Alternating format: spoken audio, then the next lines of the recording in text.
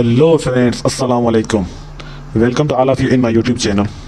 आज मेरी इस सीरीज़ का थर्ड लेक्चर है जिसमें मेरा टॉपिक है बैलेंस ऑफ पावर। तो वीडियो में आगे बढ़ने से पहले दोस्तों से गुजारिश है, please subscribe my YouTube channel and press the bell icon for upcoming notification. तो चलते हैं आज के वीडियो की तरफ। अगर आप में से जो भी इंटरनेशनल रिलेशंस के स्टूडेंट होंगे वो इस चीज़ को बेहतर समझते होंगे कि बैलेंस ऑफ पावर है क्या और बैलेंस ऑफ पावर कहते किसे हैं। एक्चुअली बैलेंस ऑफ पावर दो या दो से ज़्यादा कंट्रीज़ के इक्विलिब्रियम को कहते हैं। बैलेंस ऑफ पावर एक आइडिया है जिसमें हम कह सकते हैं कि एक कंट्री जिसके पास बहुत ज़्यादा पावर है वो इंटरनेशनल एरिना में एग्रेसिव पॉलिसी अडॉप्ट कर सकती है और वो अदर कंट्रीज से कन्फ्लिक्ट कर सकती है।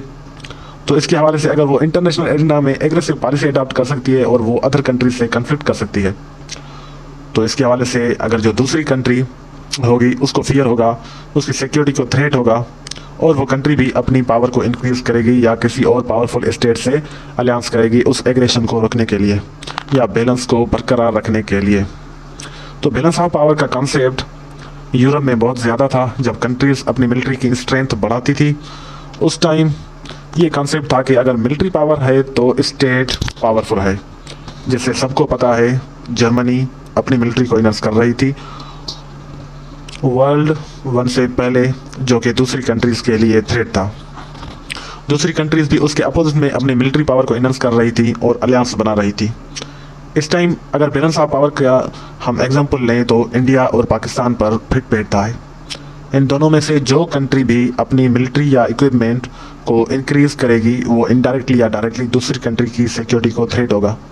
जैसे इंडिया ने न्यूक्लियर बॉम्ब बनाया तो पाकिस्तान की सिक्योरिटी को थ्रेट होने लगा, जिसकी रेस्पॉन्स में पाकिस्तान ने भी एटम बॉम्ब बनाया।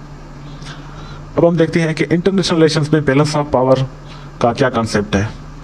इंटरनेशनल रिलेशंस में बैलेंस ऑफ पावर को एक इम्पॉर्टेंट एलिमेंट समझा जाता है। इसमें कंट्रीज अपनी सिक्योरिटी को मेंटेन करने के लिए दूसरी कंट्रीज के साथ कंपटीशन करती हैं और दूसरी कंट्री को मिलिट्री या एक्सपेंशन बढ़ाने से रोकती हैं। बैलेंस ऑफ पावर में एक कंट्री डेटरेंस या फियर में रहती है कि अगर एग्रेसिव पॉलिसी बनाई तो रेस्पॉन्स में उसे भी एग्रेशन सहना पड़ेगा। जैसे हमें पता है कोल्ड वार में यूएसएसआर ने क्यूबा में मिसाइल लगा दी थी 1962 में, जिसे यूएस को बहुत बड़ा थ्रेट था, जिसकी वजह से यूएस ने उस रेस्पॉन्स में अपनी मिसाइल्स टर्की में लगा दी थी और उसकी नतीजे में यूएसएसआर को क्यूबा से अपनी मिसाइल्स हटानी पड़ी थी और बैलेंस ऑफ पावर को मेंटेन करना पड़ा। In the end through balance of power countries अपनी सर्वाइवल को बरकरार रखती हैं और पावर पॉलिटिक्स को मेंटेन रखती है। इसके साथ हमारा ये आज का वीडियो ख़त्म होता है। थैंक यू, अल्लाह हाफ़िज़।